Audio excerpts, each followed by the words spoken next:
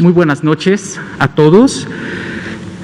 El día de hoy, jueves 25 de febrero del año 2021, desde este Palacio Nacional y en este salón Tesorería, vamos a iniciar la conferencia vespertina del reporte COVID. Yo soy el doctor Cristian Arturo Zaragoza Jiménez, director de Información Epidemiológica. Y el día de hoy queremos enviar un cordial saludo a todas las personas televidentes que nos siguen a través de las diferentes plataformas, de los diferentes medios digitales, a nuestros compañeros reporteros aquí presentes y sobre todo también a toda la gente de otros países connacionales nuestros que nos siguen ante el interés de esta conferencia. El día de hoy nos acompaña el doctor José Ernesto Ramírez González. Él es responsable de la Unidad de Desarrollo Tecnológico e Investigación Molecular del INDRE. Ya lo había comentado en sesiones anteriores el doctor López-Gatell, quien nos hablará de las variantes y de todo el trabajo que hace este querido instituto referente a este tema. Él pertenece al grupo de expertos nacionales en el tema de biología molecular de nuestro país. Y también está con nosotros nuestro apreciado director general de epidemiología, el doctor José Luis Alomía Segarra. La dinámica de la conferencia consistirá en presentar el comunicado técnico diario. Posteriormente, el doctor Ernesto Ramírez nos explicará el tema de las variantes y el doctor José Luis Alomía nos dará el informe del avance que tenemos en el plan de vacunas, para posteriormente pasar al tema de preguntas y respuestas que amablemente nos hacen nuestros compañeros reporteros. Pues con el permiso de todos ustedes pasaré a dar el comunicado técnico.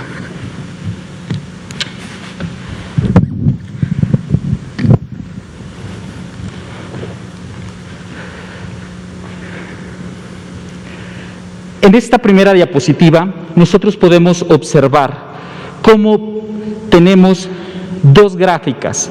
La gráfica de los casos estimados, que para el día de hoy, 25 de febrero, son 2.264.524 casos estimados. Y tenemos una gráfica de verde oscuro, donde tenemos a las personas recuperadas. Para el día de hoy tenemos 1.620.008 personas recuperadas. Y tenemos 183.692 lamentables defunciones. Ustedes pueden observar dos cifras en nuestra pantalla. Una cifra en verde, que son 51.130 casos activos estimados, lo que representa la epidemia dinámica y es un 2%. Ese es el total de la epidemia actual, 51.130 casos activos estimados. Y tenemos una cifra debajo de ella que dice 849.957 esquemas completos de vacunación contra COVID-19, que son todas aquellas personas que han tenido y completado las 2 dosis. Si me dan la siguiente, por favor. En esta lámina observamos la evolución de hospitalización nacional y tenemos 3 líneas, 3 gráficas. Una, personas hospitalizadas en su total, personas hospitalizadas en camas generales, vemos cómo se va comportando, y las personas hospitalizadas con ventilación mecánica.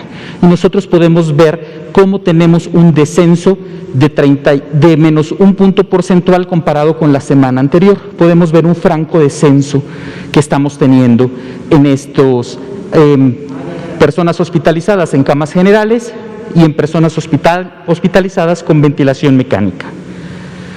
Esta fuente es la fuente de Redirac se actualiza diario y sobre todo con gran apoyo de las 32 entidades federativas y diferentes instituciones que participan en la colaboración de la integración de estos datos. Si me dan la siguiente, por favor.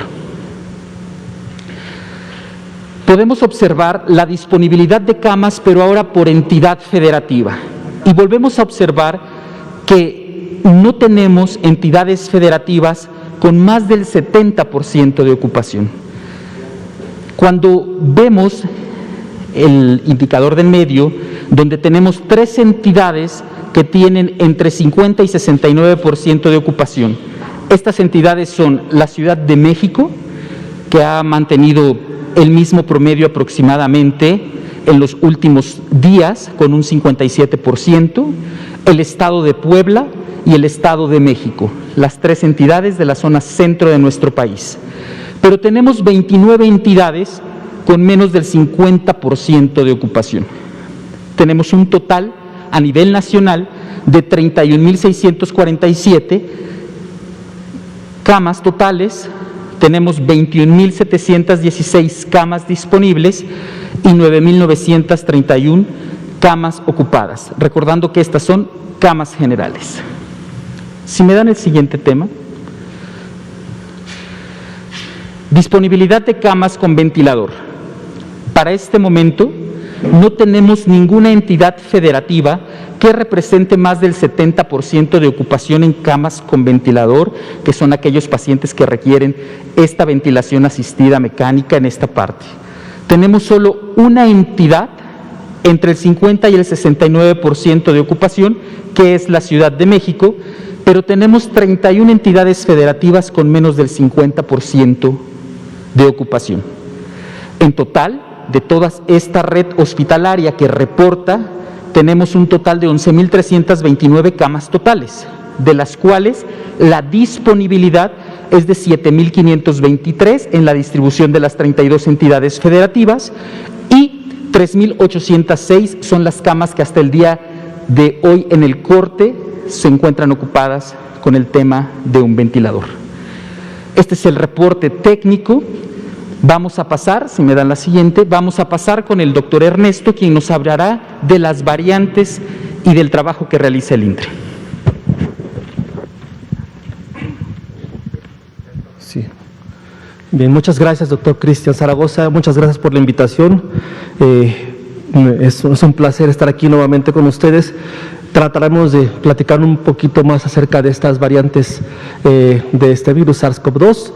Vamos a tener unas breves diapositivas y vamos a platicar un poquito de este tema. Primeramente, retomar un asunto específico donde les quiero comentar que el virus, como ya hemos mencionado anteriormente, está constituido por 30.000 nucleótidos que codifican para las proteínas que forman y conforman a este virus. Si conocemos o detectamos alguna mutación a lo largo de este genoma, se puede llevar a cabo una clasificación de diferentes grupos o diferentes clados.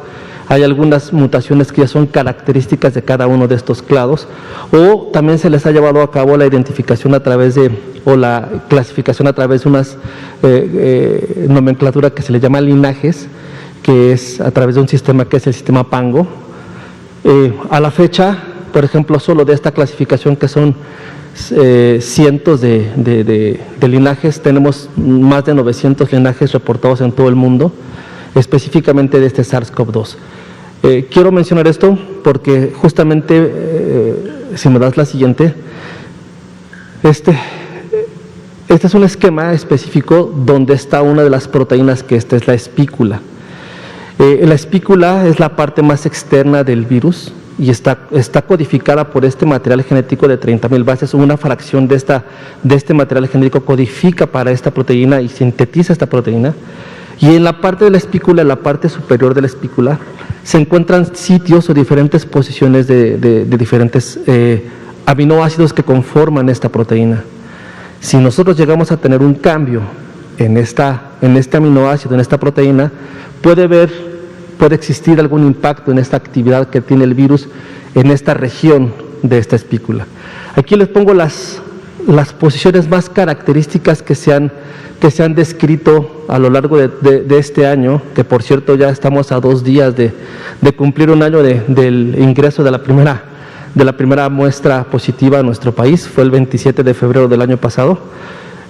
Muestro las diferentes probabilidades de estos sitios que son antigénicos, son sitios que tienen una importancia para este virus. Quiero focalizar específicamente en la parte donde dice N501. N es el aminoácido que normalmente tiene un virus tipo, el virus wild type que le llaman, el virus que originalmente se creó, que fue este virus Wuhan del año pasado. Si este aminoácido sufre alguna mutación, cambia, y la nomenclatura que nosotros ocupamos para poder definir estos cambios, estas mutaciones, es colocar el aminoácido original, el sitio donde está el aminoácido y posteriormente el aminoácido nuevo. En este caso les pongo aquí N501Y, hubo una sustitución de un aminoácido por otro. Esto es lo que se conoce como mutación. Entonces, estas mutaciones le pueden dar estas características al virus para que lo podamos clasificar y definir y diferenciarlo. Y cuando tenemos una acumulación de estas mutaciones a lo largo del genoma del virus y que le dan características que puedan ser importantes para a nivel que puedan tener un impacto en la salud pública, es lo que conocemos como una variante, y en este caso una variante de interés. ¿Por qué? Porque estamos teniendo modificaciones o mutaciones, sustituciones le llamamos, en esta parte de la proteína y en algunas otras partes del virus. Si me das la siguiente, por favor. ¿Qué es lo que hay? Esto le pusimos variantes en el mundo, porque hasta el momento, hasta el día 26 de enero por parte de la OPS y en los diferentes sitios donde uno revisa esta información, diferentes plataformas que están disponibles, como la plataforma de GSAID o de Pango, tenemos que hay al menos 3 variantes de interés internacional, 3 variantes importantes, y últimamente una 4ª variante más que se está proponiendo, que se está sumando a este grupo de 3. Son las que hemos venido platicando. Aquí les hago una breve descripción de estas variantes. La primera la conocemos como la variante 1, es 501Y variante 1, porque tiene una mutación muy característica en la posición 501. También se le conoce como B1.1.7. Se conoce que esta se detectó por primera vez en Reino Unido. ¿Okay? Tiene todas estas mutaciones que están aquí en esta columna y principalmente la mutación 501. La siguiente variante es la variante que se detectó en Sudáfrica. La conocemos como la variante 2 o también la conocemos como el linaje B1.351. Esta variante que se detectó por primera vez en Sudáfrica tiene principalmente estas mutaciones, y destaco aquí la presencia de 2 mutaciones más aparte de la 501, que es la mutación de la posición 484 y la mutación de la posición 417. Tiene cambios en estos sitios, y estos sitios están específicamente en la parte de la espícula que está más expuesta, y tiene varias implicaciones en la biología de este virus, ¿no? Después tenemos la variante P1, que se le conoce como también B.1.28. Esta variante se detectó por primera vez en Brasil a principios de este año. Tiene las características de presentar estas mutaciones, ¿ok? Y lo que hemos observado que ya se han estado presentando estas variantes en diferentes países. Al día de hoy, la OMS nos hizo un alcance.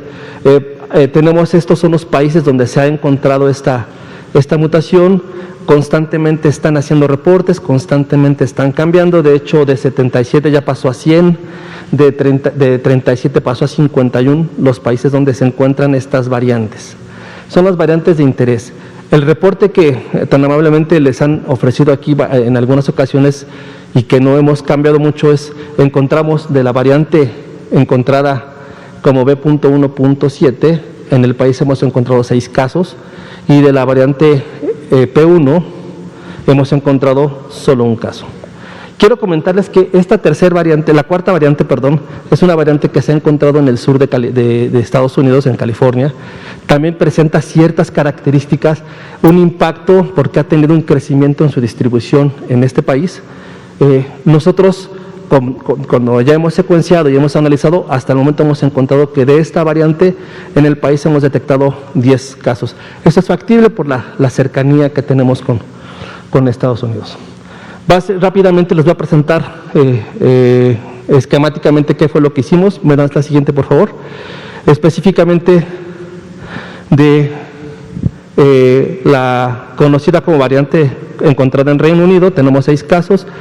Todos están, lo que hacemos es hacer la secuencia de genoma completo y hacer un análisis filogenómico, y de acuerdo al resultado que tenemos del análisis filogenómico vemos con cuál de las variantes se puede agrupar. En este caso vemos que nuestras muestras se agrupan perfectamente bien con esta variante de Reino Unido, que bueno, la variante es la B1.1.7. Si me das la siguiente, que tenemos 6 casos. La siguiente es específicamente la variante de Brasil, que la tenemos en una muestra procedente de Guadalajara, de Jalisco, perdón. Y aquí quisiera ser enfático y claro que esta variante se le conoce como variante P.1. El árbol filogenético que tengo aquí, filogenómico, en el recuadro se observa en verde el color donde está ubicada nuestra muestra. Ojalá que lo alcancemos a ver, es una secuencia que está en color rojo. Esa es la variante P1 y se agrupa con las variantes detectadas en Brasil, que tienen las mismas características genómicas. Existen otras variantes que también han circulado en Brasil, que son la variante P.2. Ahorita retomo este asunto de la variante P.2, que no es una de estas variantes de interés. Quiero hacer la aclaración. ¿Me das la siguiente, por favor? Recordarán que hace unos 15 días nos presentamos aquí hablando específicamente de muestras que habían encontrado en el estado de Jalisco, específicamente en la Universidad de Guadalajara, donde nos presentaban que encontraban la mutación E484K. Bueno, analizamos el trabajo, hicimos el trabajo, analizamos la secuencia de genoma completo. Efectivamente tenemos esta mutación, pero no contiene las demás mutaciones que son características de la variante P1, que le conocemos como variante brasileña. No las contiene, de tal modo que descartamos que estas secuencias, estas muestras, pertenezcan a estas variantes de interés. Sin embargo, cuando hacemos nosotros un análisis filogenómico, resulta que estas muestras se agrupan filogenéticamente con la otra variante que también circula en Brasil, que es la variante P2, que no tiene el mismo impacto a nivel de salud pública como lo tiene la variante P1. Sin embargo, no debemos de descartar que contiene una mutación de una relevancia importante, de un impacto importante, y sugerimos que se hagan diferentes estudios epidemiológicos, virológicos, clínicos, para ver el impacto que pueda tener esta variante a nivel nacional. Si me dan, por favor, la siguiente. Y bueno, nosotros lo que hacemos en la institución es llevar a cabo la vigilancia de estas variantes, principalmente cuando hicimos un comunicado que nos enviaran a la institución todas aquellas muestras de pacientes que pudieran ser positivos, que tuvieran antecedentes de viaje, porque creemos que van a entrar de esa forma a nuestro país de manera en una importación. Sin embargo, lo que tenemos que hacer y lo que hemos venido haciendo durante todo este último año es llevar a cabo una vigilancia genómica. ¿Qué significa esto? No solo es encontrar las variantes que se han encontrado en otros lugares, sino analizar lo que está ocurriendo en nuestro país, qué es lo que está circulando, qué es lo que podemos detectar, si hay cambios, si no hay cambios, qué podemos encontrar, qué nos puede decir el estar llevando a cabo esta vigilancia genómica. Y bueno, quiero comentarles que nuestro grupo de trabajo, que lo hemos integrado con varias instituciones, hemos aportado secuenciaciones a la plataforma de GSAID de diferentes estados de la República, una diferente cantidad de secuencias que hemos aportado. Al momento llevamos 1.251 secuencias reportadas en esta plataforma, y hemos hecho un análisis de estas 1.250 muestras que hasta el momento llevamos secuenciadas. Y nada más comentarles que hace 3 semanas que estábamos por acá, estábamos abajo de Chile en el número de secuencias reportadas. Ahora ya tenemos un mayor número de secuencias reportadas en GISAID, y seguramente vamos a seguir trabajando con más intensidad y vamos a tener mayor información y mayor robustez en nuestros datos que estamos presentando aquí. Bueno, quiero enfocarme a estas 1,250 secuencias generales que hemos tenido en nuestro país. Si me das la siguiente. Todas han sido analizadas por medio de filogenia. Hemos encontrado diferentes grupos, diferentes linajes. Si me das la siguiente, hemos encontrado más de 80, como les mencioné, hay cerca de 900 linajes. En nuestro país hemos encontrado más de 80 linajes de todas estas 1,250 muestras. Y aquí hay algo que nos llamó mucho la atención y es algo que les queremos platicar. Inicialmente, lo que más circulaba en nuestro país era el genotipo o el clado G. Con una gran cantidad de estas secuencias se estaba encontrando este clado. Y estábamos encontrando el linaje B1, así como les mencioné de las variantes de interés, que son B.1.7, etcétera. Hay una que es B1, que es una variante prácticamente que se estaba distribuyendo o dispersando por toda Europa y por toda América del Norte. Esto era lo que estábamos encontrando. Sin embargo, poderosamente nos llamó la atención ahorita que tenemos un clado, un linaje que hemos estado observando con mucho mayor frecuencia en nuestro país, y estamos observando que está habiendo un incremento de este linaje. Si me das la siguiente, por favor. ¿Qué es lo que hemos encontrado? Miren, nos llamó la atención. Si me das la anterior, por favor. Disculpen. Estos son los linajes que se han presentado con mayor frecuencia en nuestro país. Entonces lo que hicimos fue tomar los 3 primeros linajes, el B1, el B1.222 y el B1.189, que son los que más han circulado, más hemos encontrado en nuestro país. Y cuando los empezamos a analizar, nos llamó la atención que había algo en común entre las secuencias del linaje B1.1.122, y lo que tenían en común es que estábamos presentando una mutación en la posición 478, una T por una K en aminoácidos. Y entonces lo empezamos a analizar y dijimos, ¿qué estamos observando? Esto lo vimos tanto en el INER como lo estuvimos observando en el INMEGEN, que son grupos de trabajo que han estado aportando secuenciación a estas plataformas. Empezamos a observar ese cambio, esa mutación.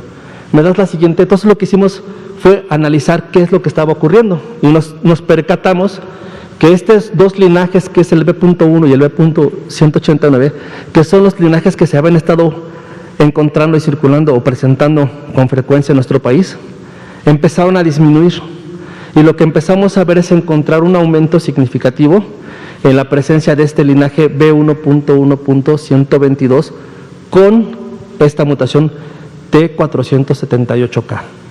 Aquí lo pongo en medio. Esta mutación, este linaje con esta mutación no se había encontrado en todo el país, en el país en todo este año. La encontramos por primera vez, o hasta el momento la hemos detectado en octubre, y hemos tenido un incremento en la circulación, en la detección de este linaje. Como pueden ver, pasa del 5% al 11%, al 30%, al 63%, al 87% de las muestras secuenciadas tienen este linaje y tienen esta mutación. Y los otros 2 linajes, si se dan cuenta, empezaron a disminuir de tal grado que en febrero, en este último mes, el número de muestras que hemos trabajado no hemos encontrado estos linajes. Por lo cual estamos convencidos que este es el linaje con esta mutación que actualmente está circulando en nuestro país. ¿Me das la siguiente, por favor? ¿Por qué nos llamó la atención este gráfico en la parte inferior? En la parte color vino y la parte color beige son los 2 linajes que estaban circulando el año pasado. Como pueden ustedes observar, han sido desplazados por el linaje que está en color verde, que es este linaje 222 más la mutación T478K. ¿Por qué nos llamó la atención? Por lo siguiente: al comparar los estudios que han hecho en estos países donde se encontraron estos linajes, las variantes de interés, nos dimos cuenta que iban incrementando el ascenso en su frecuencia de identificación en estos países, tanto la variante 1 en Inglaterra, la variante 351 en Sudáfrica, la variante P1 en Brasil, la variante de Estados Unidos, estaban teniendo un aumento significativo. Cada mes estaba aumentando de una manera significativa la presencia de estas variantes, y ese efecto lo estamos observando nosotros en esta variante que estamos encontrando, que estamos reportando en este momento. ¿Por qué es importante? Primero, porque es un linaje que está circulando, y la segunda, porque estamos encontrando una mutación que se encuentra en un sitio específico de la espícula. Recordarán la primera diapositiva que les puse, donde estaba la estructura secundaria de la espícula y donde había varios aminoácidos de interés. Este es uno de los aminoácidos de interés.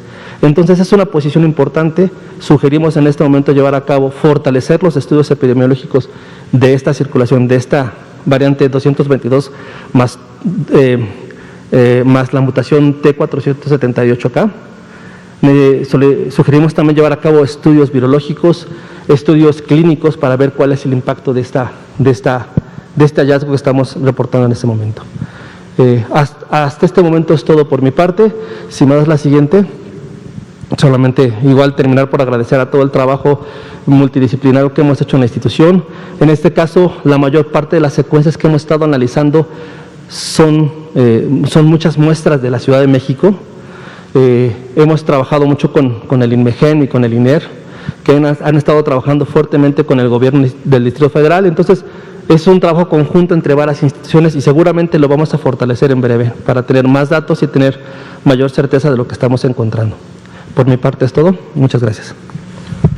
Muchísimas gracias. Le agradecemos al doctor José Ernesto Ramírez González, responsable de la Unidad de Desarrollo Tecnológico e Investigación Molecular de nuestro querido Instituto de Diagnóstico y Referencia Epidemiológica, INDRE.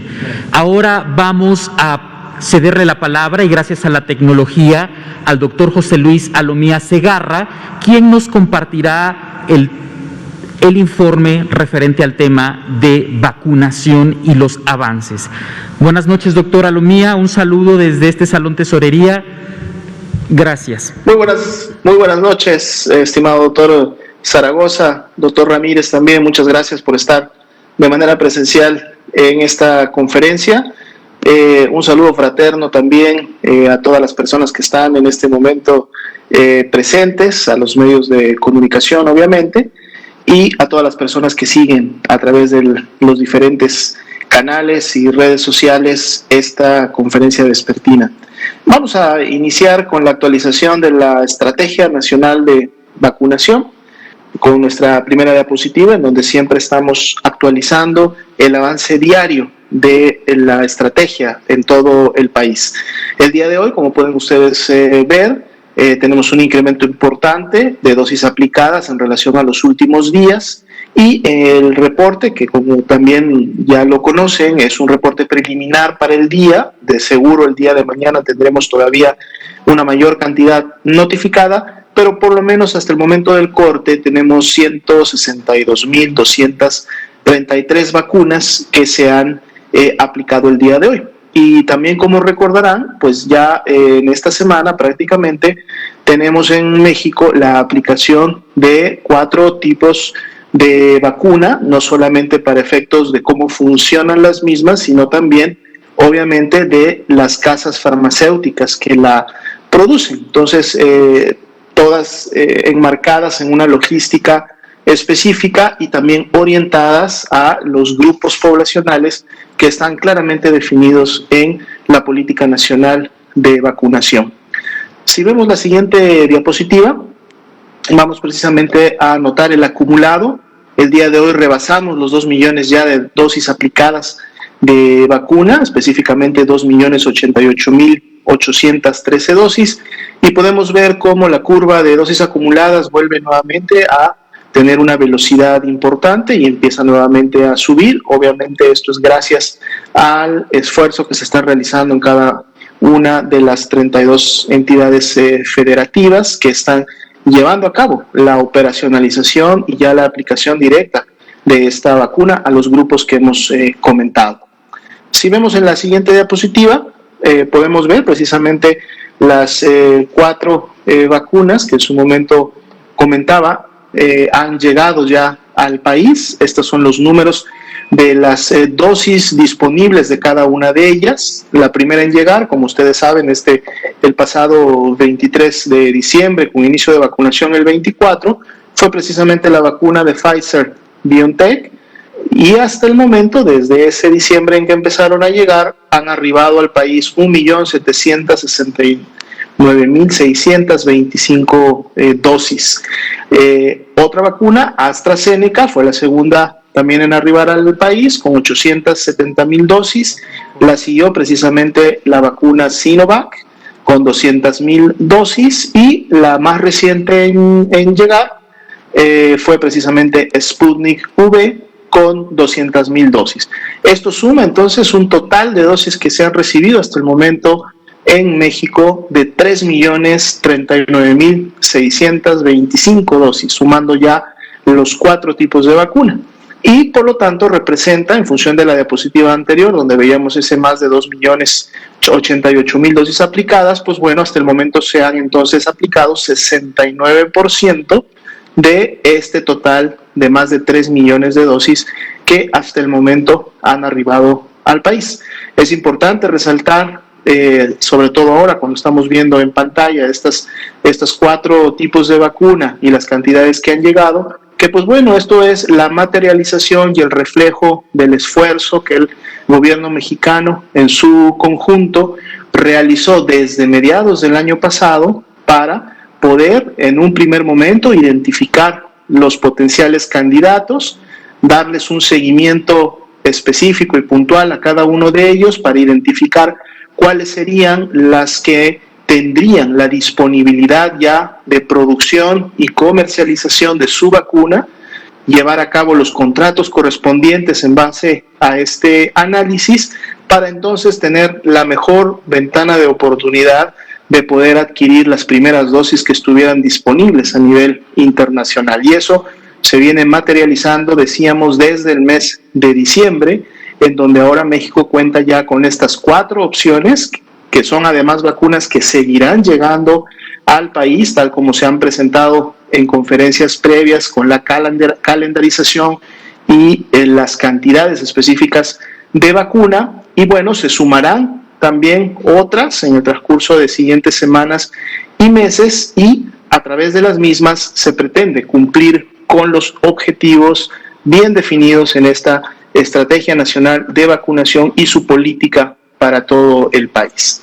Si vemos la siguiente diapositiva, actualizamos básicamente la aplicación de las segundas dosis en el personal de salud. Esto es una actividad que se está llevando a cabo en las 32 entidades federativas. Para el día de hoy son 526.412 de acuerdo al reporte de personas con aplicación de segunda dosis, lo cual pues eleva el porcentaje ya de cobertura de segunda dosis a 76%, y de seguro en siguientes días, y además con el arribo de la vacuna Pfizer-BioNTech que recientemente se recibió, podremos estar llegando a lo cercano del 100% de cubrir ya a todo este personal de primera línea de atención a personas con COVID, en unidades sobre todo que atienden a los pacientes COVID, que puedan tener ya la cobertura completa de 2 dosis, y por lo tanto en siguiente semana y siguientes 2 semanas esperar entonces tener obviamente también la efectividad que en su momento esta vacuna ha demostrado en sus ensayos previos, y que entonces esta medida de salud pública para específicamente este grupo puede empezar a demostrar su impacto a través de la obviamente disminución de la carga de enfermedad, es decir, de los casos en este grupo poblacional, pero muy importante, la disminución sobre todo de la mortalidad y letalidad en estos mismos grupos.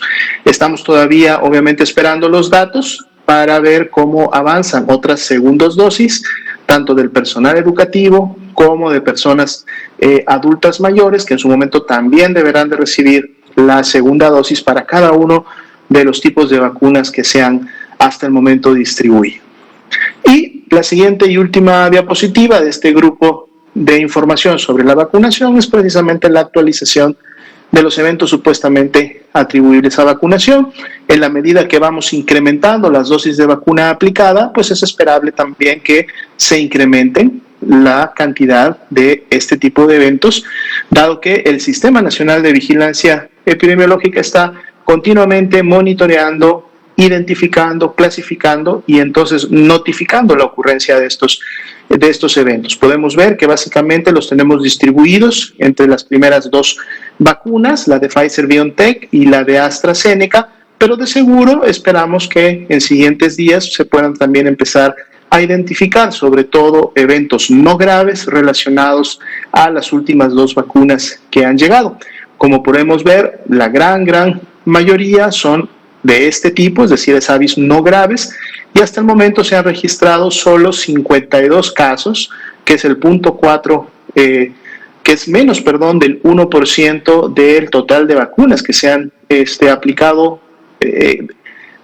y que han desarrollado en su momento un evento supuestamente atribuible a vacunación, es decir, una muy pequeña cantidad de SAVIs que se han clasificado como graves. Y podemos ver en los cuadros de la parte inferior, esta información queda disponible obviamente tanto en la grabación de esta transmisión como en el material digital que se distribuye a los diferentes medios de comunicación para que ustedes puedan consultarla con detenimiento y puedan encontrar cómo estas 52 SAVIs graves se distribuyen por tipo de vacuna, se distribuyen por sexo, el estado o entidad federativa en la que actualmente se encuentran las personas aún hospitalizadas o en seguimiento por haber tenido este SAVI no grave, así como la totalidad de esos 52 casos, cómo está su distribución en cada una de las entidades federativas. Entonces, la campaña de vacunación continúa. Como ustedes saben, se van a recibir embarques en siguientes días, en siguientes semanas, y eso va a continuar obviamente reforzando la distribución y el envío a cada una de las entidades federativas para que en base a lo lineado en el plan pueda seguir aplicándose la vacuna. Estamos en este momento obviamente ya entrando a la etapa fuerte, que es la segunda etapa, es decir, la población de adultos mayores.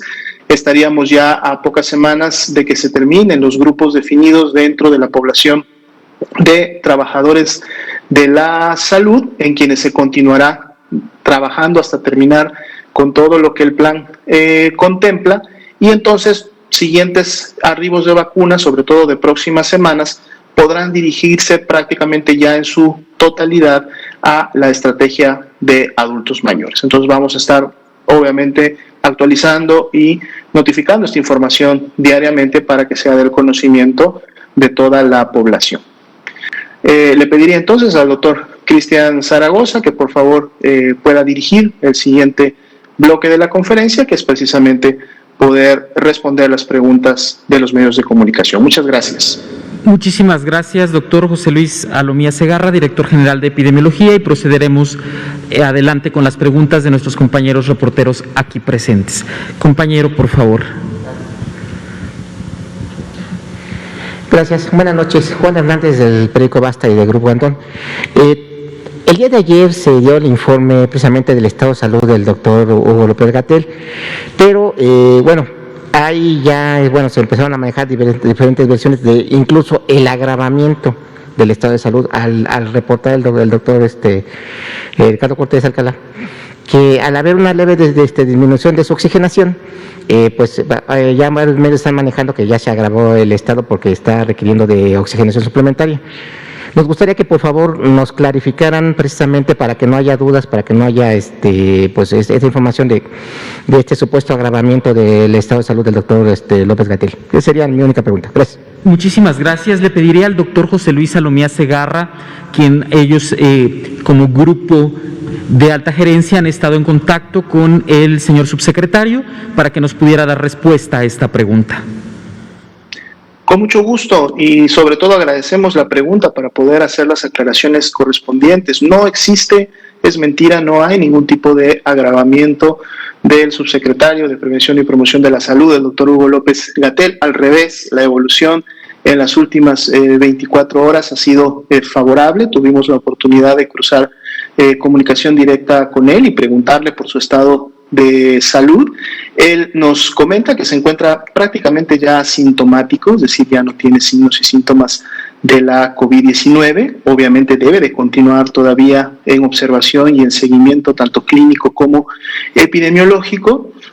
Su saturación ya está al 97%, es algo que él nos reporta directamente. Como comentaba el doctor Ricardo Cortés Alcalá el día de ayer, precisamente una condición que llevó al suplemento de oxígeno preventivo fue la disminución de estos niveles, pero simplemente con la aplicación de este oxígeno y los cuidados que él ha tenido, vuelve nuevamente a tener una saturación del 97%, así se ha mantenido, está en estado de salud, digamos, en buen estado general, se está recuperando, ha estado en comunicación con el equipo de trabajo, con los diferentes colaboradores, muy al pendiente de la información y de las actividades que se están llevando a cabo, y de seguro en la medida que esta recuperación continúe y a él se lo permite, lo veremos muy probablemente más adelante con actividad virtual en sus diferentes áreas de trabajo. Muchísimas gracias. Compañera. Gracias. Buenas noches, Liliana Noble, de Pulso Saludable. Tengo varias preguntas. Primero, doctora Lomía, buenas noches. Me gustaría conocer, usted es contacto del doctor Gatell por evidentes circunstancias, saber cuál es su estado de salud y si usted dio positivo a la prueba de la COVID o solamente el resguardo domiciliario, igual que el doctor Ryu, es por situaciones del protocolo que se establece cuando alguien de ustedes, bueno, en el circuito da positivo. Sí, muchas gracias. De hecho, aprovecho la ocasión también para, a través de su conducto y de los medios, pues agradecer a todas aquellas personas que han estado obviamente expresando su preocupación y su empatía con sus servidores, específicamente o especialmente con el doctor también Hugo López Gatell. Muchas gracias por los buenos deseos de recuperación que han tenido con él y por la preocupación que tienen por todo el equipo, que obviamente estamos día con día atentos de la respuesta ante esta epidemia. Su servidor se encuentra solamente resguardado en base al protocolo epidemiológico que contempla que cuando una persona es contacto de un caso confirmado, debe de autorresguardarse hasta la espera de presencia o no, porque esto obviamente no necesariamente tiene que suceder si no hubo un contagio, de signos y síntomas. Su servidor ha mantenido ese resguardo, no he necesitado realizarme la prueba del laboratorio, me he mantenido 100% asintomático, no tengo ninguna manifestación clínica de la enfermedad de la COVID-19 ni ninguna otra, y si continuamos en ese mismo sentido, estaríamos ya cumpliendo 10 días completos este próximo domingo, lo cual nos permitiría obviamente a partir del día lunes ya podernos integrar a actividades presenciales esenciales. Muchas gracias. Gracias, doctor. Y doctor Ernesto, buenas noches. De esta explicación que nos acaba de dar de este hallazgo que nos ha presentado, no tiene que ver o no se le tendría que etiquetar como una variante mexicana, como lo han hecho con las otras variantes que se han encontrado en diferentes países, o si estamos hablando de una posible variante mexicana. Esa sería una primera pregunta. Sí, muchas gracias. Justo, qué bueno que preguntas, Liliana. No sería correcto nombrarla, de hecho no es correcto nombrarles variantes brasileñas porque tienen un nombre específico que es B.1.7, etcétera. Las conocemos de alguna manera así, brasileña, sudafricana, etcétera.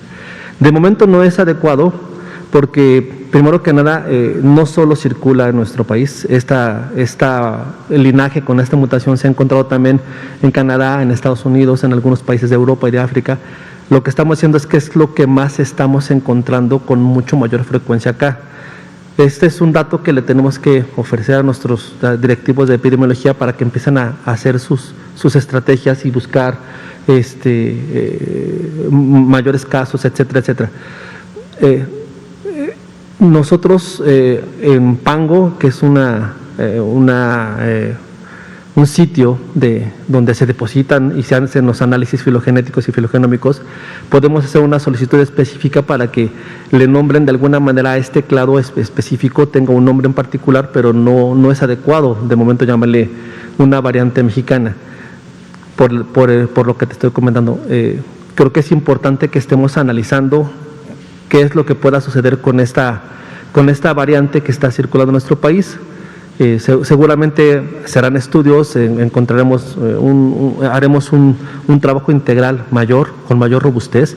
De hecho, déjame comentarte que este trabajo lo hemos realizado hasta este momento en el sector gobierno, con institutos como el INER y el INMEGEN. Sin embargo, hay una iniciativa muy importante por parte de la academia, por parte de los demás institutos que tienen una infraestructura muy grande, muy adecuada para poder hacer esta vigilancia genómica también. Se están sumando y vamos a tratar de hacer una mayor cobertura con un mejor muestreo para que todos estos datos tengan una mayor robustez. De entrada, pues es decir, aquí está presente, cerca del 80%, 90% de las secuencias que generamos tienen esta mutación, entonces es importante, pero de momento no creo que sea adecuado llamarle así.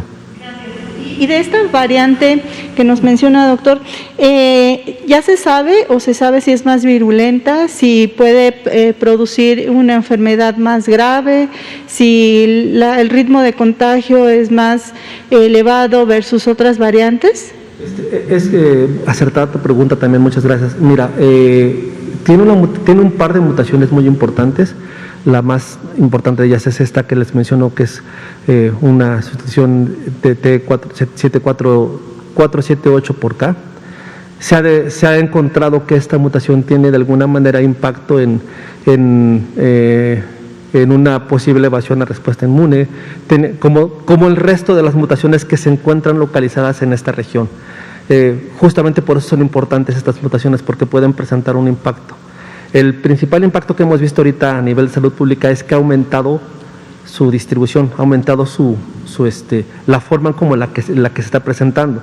De hecho, ahorita les puedo decir que de los 70, 80 casos que llevamos secuenciados de febrero nada más, en el 80% de los 80 casos se presenta esta mutación. Entonces, seguramente puede tener una mayor transmisibilidad, etcétera. Por eso sugerimos que se hagan estudios virológicos, que se hagan estudios epidemiológicos y clínicos, para ver si tiene o no tiene impacto en salud pública. De momento es la presencia de esta variante.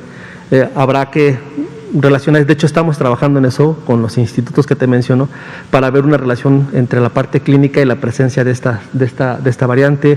Estamos revisando si podemos hacer ensayos de neutralización con pacientes que hayan sido de alguna manera ya vacunados y que monten respuesta, a ver si estos anticuerpos son capaces de neutralizar este tipo de variantes. En fin, se tiene que trabajar mucho para poder determinar todo lo que tú nos comentas. De entrada, pues lo que sabemos es que son mutaciones importantes y no las tenemos que dejar de lado. Hay que estudiarlas, hay que trabajarlas mucho. Gracias. Y finalmente, doctor Cristian, quisiera que nos ayudara a aclarar el tema de los posibles o de los contagios. Entiendo que si alguien tiene COVID-19, dio positivo, se recupera, pasa el tiempo, 2, 3, 6 meses, a lo mejor hasta un año, y nuevamente vuelve a dar positivo al SARS-CoV-2 y nuevamente tiene síntomas de la COVID-19. Yo, y creo que el universo completo entenderíamos que es un recontagio. Si no es un recontagio, ¿cómo se le llamaría? ¿Depende del clado, la familia, la cepa? ¿O cómo se tipificaría a este individuo con estas características? Gracias. Sí, gracias por la pregunta. Nosotros, desde el punto de vista de vigilancia epidemiológica, una vez que el paciente cumple con una definición operacional, se le hace una toma de muestra, es positivo y efectivamente, como comenta, los anticuerpos a lo largo del tiempo pueden tender a la disminución de los mismos y este paciente puede tener un segundo evento. Para cuando nosotros hablamos del término de reinfección, primero tenemos que tener la certeza de que fue positivo en un primer evento y posteriormente se tiene que hacer la clasificación genética, la secuencia genómica para poder saber que son dos variantes diferentes. Cuando tenemos estos casos, se tiene y se habla de que este paciente ha sido nuevamente reinfectado por el virus del SARS-CoV-2. Gracias. No sé, un decir, si la variante de la que se infectó la primera vez se llama A, gracias. Si la variante de la que se infectó la primera vez se llama A y pasa el tiempo, es un ejemplo burdo, y vuelve a dar positivo, si se vuelve a llamar A, ¿cómo se llama eso que le pasó? Porque por lo que entiendo tendría que haberse llamado B. ¿O estoy equivocada? Perdón. Cuando tenemos dos variantes diferentes, estamos hablando de el término de la reinfección, en este caso. ¿Y si es A, si se vuelve a infectar de la misma cepa, cómo se le llama? ¿No se le llama reinfección? No, adecuadamente tu pregunta y tiene varias posibles respuestas. Mira, la primera es, aquí les presentamos hace unos meses quizá el caso de una muestra de una paciente del estado de Guerrero que se infectó en junio, a finales de mayo, después volvió a salir positiva en julio, después volvió a salir positiva en octubre. Tuvimos la muestra 1 y la muestra 3 y el clado, este era G y esta GR, eran completamente diferentes, se ubicaban en grupos diferentes, en clados diferentes. Claramente entonces hablamos de una reinfección porque estamos hablando de dos variantes completamente diferentes. En el caso de que fuera una sola variante, que fuera exactamente la misma, podemos hablar de dos cosas. La primera es que sea una persistencia, que el virus no terminó por salir del hospedador, en este caso del humano. A lo largo del tiempo ha habido casos de 10, 12, 14, 15, 20, 30, 50 días que siguen excretando virus. Entonces estamos hablando, por eso es importante que tenga un caso positivo, después que sea negativo y después que vuelva a ser positivo. Y la otra es que no haya montado respuesta.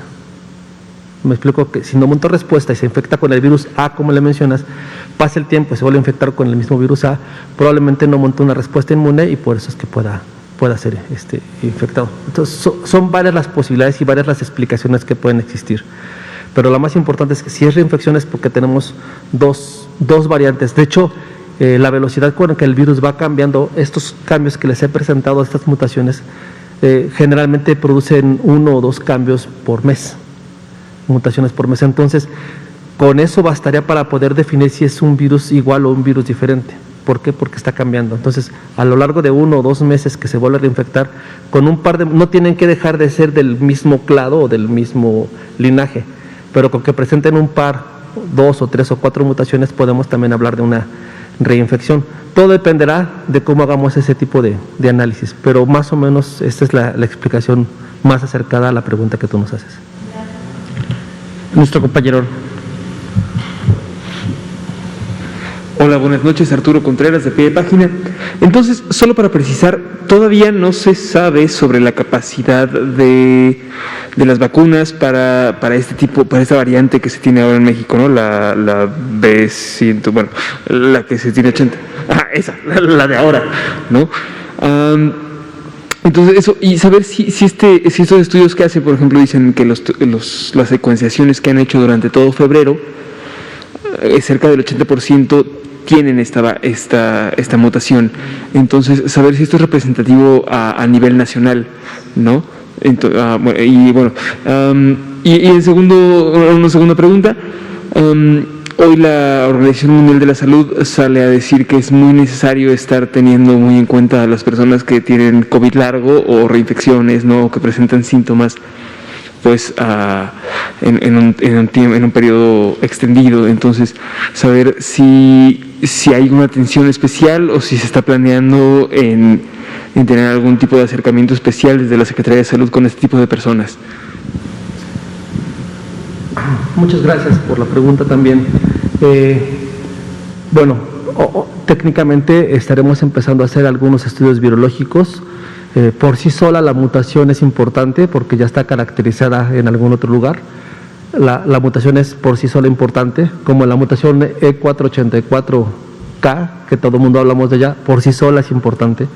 Quizás esta sea un poco menos importante o haya menos estudios, pero ya de entrada es algo que tenemos que seguir. Nosotros lo que estamos ahorita haciendo es justamente buscando, por ejemplo, si algunos pacientes que hayan sido vacunados y vuelven a presentar una infección, los estamos tipificando para ver si contienen esta variante o no. Pero es uno de los tantos estudios que tenemos que hacer. Seguramente estaremos en contacto y estaremos informándoles un poco cómo es el comportamiento de esta variante. Efectivamente es importante llevar a cabo la trazabilidad de los pacientes que tienen una larga enfermedad, ¿no? Si le podemos llamar así, y seguramente también de esos pacientes, de esas muestras características, las hemos tenido también en cuenta, algunas de ellas las hemos caracterizado y hemos observado si presentan o no presentan la misma variante o no. Como les mencioné el caso de Guerrero, hay algunos otros casos que los hemos analizado, porque sí se convierten en pacientes muy importantes que nos ayudan a conocer la genética de este virus y la prevalencia o la persistencia que pudiera tener este virus en el huésped. Y con relación a la vacuna específicamente, pues seguramente vamos a asociarnos con los investigadores que así nos puedan apoyar también para buscar esas neutralizaciones virales que podemos hacer con esta variante de pacientes que ya hayan de alguna manera montado una respuesta inmune, si son capaces de neutralizar con los anticuerpos de alguna vacuna el paciente haya tomado una vacuna, produzca anticuerpos, ocupar sus anticuerpos para neutralizar este tipo de variantes. Y de las que vayan circulando y de las que vayamos encontrando. Son estudios que se tienen que hacer. Seguramente las estaremos haciendo para poder tener información certera. Definitivamente el COVID largo es de interés para los sistemas de salud pública. Se está haciendo toda esta revisión que diferentes países, sistemática que diferentes países realizan para poder hacer la identificación de los principales síntomas frecuentes asociados a este COVID largo. Y les estaremos informando en sesiones diferentes. Sí, si me permite solamente realizar una acotación en relación justo a las preguntas, ¿no? Lo importante precisamente para el tema de la salud pública y en relación a las mutaciones, a las nuevas variantes, a las reinfecciones, es precisamente poder identificar de manera oportuna, y esto no solamente es un trabajo del país, sino también de obviamente de todo la congregación internacional que estamos en el marco de la salud pública, cuáles pueden ser los potenciales impactos negativos, obviamente, que estas mutaciones, variantes o reinfecciones pueden producir. En el campo de las reinfecciones es muy importante comentar que hasta el momento, y basado en los reportes tanto de la bibliografía internacional como lo que nosotros hemos encontrado al interior del país, las reinfecciones que en su momento también producen reenfermedad, es decir, vuelven a causar un cuadro de COVID-19 en la persona, son sumamente raras, es decir, no es un comportamiento o no es el comportamiento habitual aún de la COVID-19, no es algo que tenga un impacto poblacional o en la transmisión o en su momento en la afectación de la epidemia. Esto es muy raro, son pocos los casos que en su momento se han documentado y se han reportado a nivel internacional en comparación, obviamente, a los ya más de 100 millones de casos confirmados en todo el mundo, ¿no? O sea, con esa magnitud. Como bien comenta el doctor Ramírez, es importante poder realizar estudios complementarios de las diferentes mutaciones que se van encontrando en los mismos virus que se aíslan al interior del país, el seguimiento de las variantes ya identificadas a nivel internacional, porque precisamente lo que se quiere también en su momento identificar es qué impacto poblacional y por lo tanto en la salud pública pudieran tener para efectos sobre todo de la inmunidad natural, es decir, la posibilidad de que pudieran incrementarse las reinfecciones, y en este momento en donde ya contamos con diferentes tipos de vacuna, como también la vacunación pudiera en algún momento verse afectada. Hasta el momento y del reporte que han emitido las diferentes fabricantes y de los tipos de vacunas, todavía el impacto es menor. Esta situación obviamente se tiene que seguir vigilando y se tiene que seguir estudiando para actuar rápidamente en algún momento que se identifique otra situación. Y digamos, hablando precisamente de este impacto poblacional, solamente poner un ejemplo rápido, como bien se comentaba, esta mutación que se ha identificado en este nuevo clado que ha estado circulando en últimos meses, pues se ha mantenido activa, digamos, para efectos de la frecuencia identificada en el país y en las secuenciaciones que hasta el momento se han hecho. Continúa inclusive siendo el principal clado y la principal mutación encontrada en el mes de enero y en lo que va del mes de febrero, que prácticamente estamos ya cerrando el mes de febrero. Sin embargo, si ustedes notan el comportamiento epidémico, el mes de enero y el mes de febrero han significado precisamente una disminución en la intensidad epidémica, no solamente de la carga de enfermedad, es decir, de las personas que se contagian y enferman, sino también de las que desarrollan COVID grave y por lo tanto necesitan hospitalizarse, así como las que lamentablemente fallecen. Entonces tenemos ya 2 meses continuos de disminución de la intensidad epidémica y de sus afectaciones. Obviamente esto es un marco poblacional. Se van a hacer los estudios específicos de las personas que tuvieron este clado y esta mutación para, en comparación con las que no las tienen, tratar de identificar si hay características que en su momento le pudieran conferir, obviamente, algún otro impacto a esto que se acaba de comentar. Pero esto se hará y en su momento se podrá también comunicar con oportunidad. Gracias. Pues muchas gracias a todas las personas que siguen la transmisión de esta conferencia vespertina, a las personas que asisten presencialmente y a todos nuestros seguidores a través de las diferentes plataformas digitales. Damos por concluida la conferencia sin olvidar que la Estrategia Nacional de Vacunación avanza, que la epidemia no termina. Muchas gracias a todos. Son las 20:03. Gracias por su asistencia. Buenas noches.